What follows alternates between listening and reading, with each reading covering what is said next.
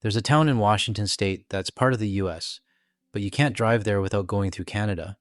It's called Point Roberts, and I've been there many times to pick up packages. And it's one of the strangest border setups you'll ever see. But what's not so strange is the struggle its businesses are facing right now. I found an interview with a local business owner who explains how much they rely on Canadian traffic and what happens when that traffic disappears. Also, quick heads up, we're almost at 10,000 subscribers. If you've been watching the videos and haven't hit that button yet, now's a great time to do it. Every sub helps to show more Canadians our videos. All right, let's get into it. President Trump doubling the tariff on steel and aluminum imports this week for Canada and most of the world. But one American business is not just hurting because of the trade war directly, but because of sentiments from her biggest customers. Allie Hayton, she owns a grocery store in Point Roberts, Washington. That's a town technically in America, but you can only get to by crossing through Canada. And recent news between allies has her business seeing a dramatic drop in Canadian visitors. Allie, who is owner of the International Marketplace grocery store, joining us now. Allie, you have such an interesting story. Thank you for coming on. Good morning. Good morning, Hannah. Thanks for having me. Of course. Many businesses have been impacted by the tariffs and the trade disputes. Yours is a little different. Explain to me how exactly your American-owned business is now being affected. Well, it's kind of like deja vu. So during COVID, when they shut the Canadian border down, we just never, ever saw that happening. And we lost 80 to 90% of our customers overnight. Let me pause here for a second, because Point Roberts took a serious hit during COVID. Back then, Canadians weren't even allowed to cross the border. No day trips, no grocery runs, no picking up packages. I had stuff stuck on both sides, Point Roberts and Blaine, just sitting there for months. But here's the difference. During COVID, I wanted to cross. I was just waiting for the green light. Now, the border's wide open, and I have zero interest in going.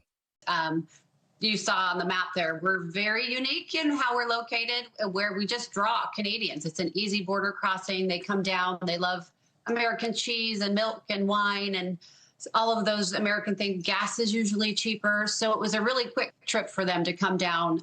It's also a very beautiful, beautiful part of the country. It's surrounded by water on three sides. There's wildlife and just gorgeous. So you shut the border and we lose all of that. So we really struggled.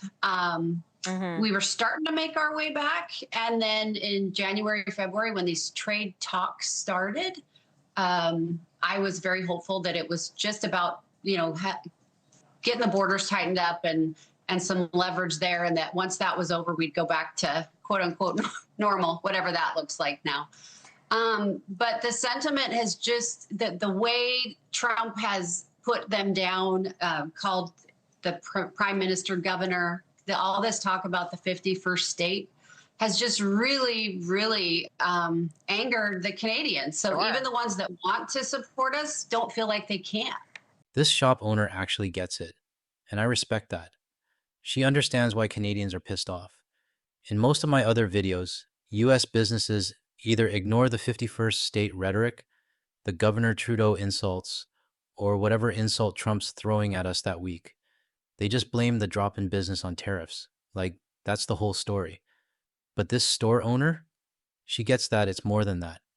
She knows it's hard for Canadians to support her business right now, and she doesn't pretend otherwise. I have to say, Allie, when we read the story, it sparked so much conversation within the team. A lot of us were shocked because your town is in such a unique position. Yeah. An estimated 70% of the land there is owned by Canadians who provide 80% of all U.S. tax revenue collected. That's a lot of money. Just to get to work every day, you have to cross two international borders. I don't think a lot of people understand that.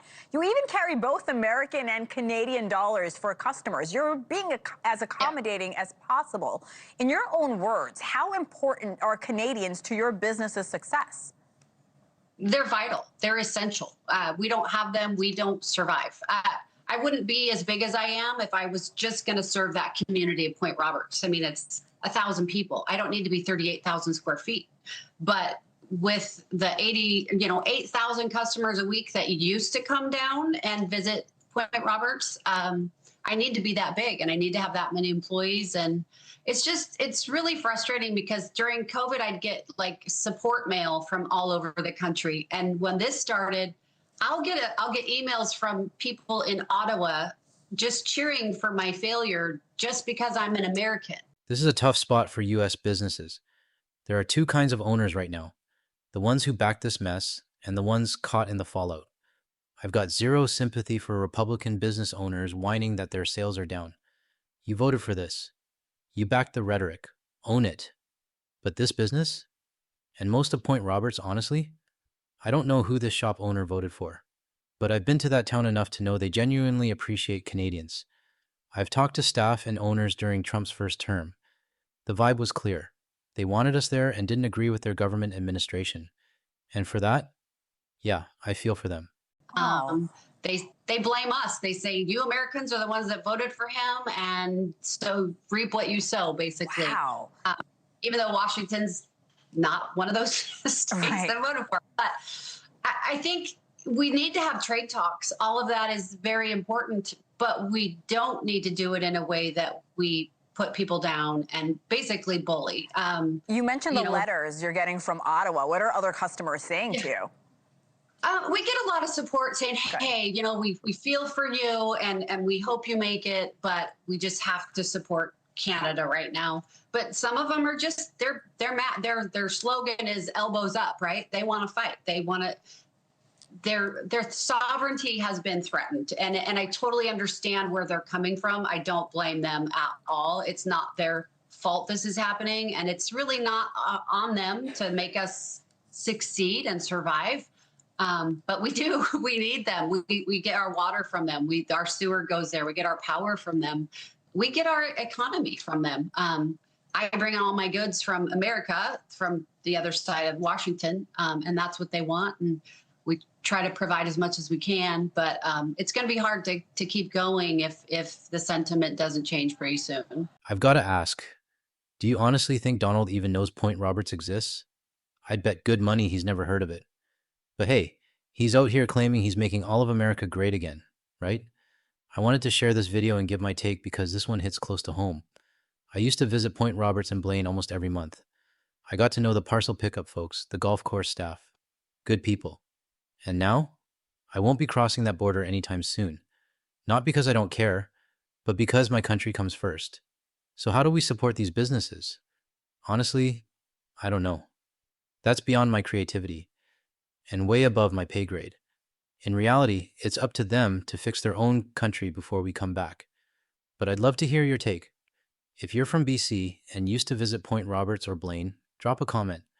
What would it take for you to go back?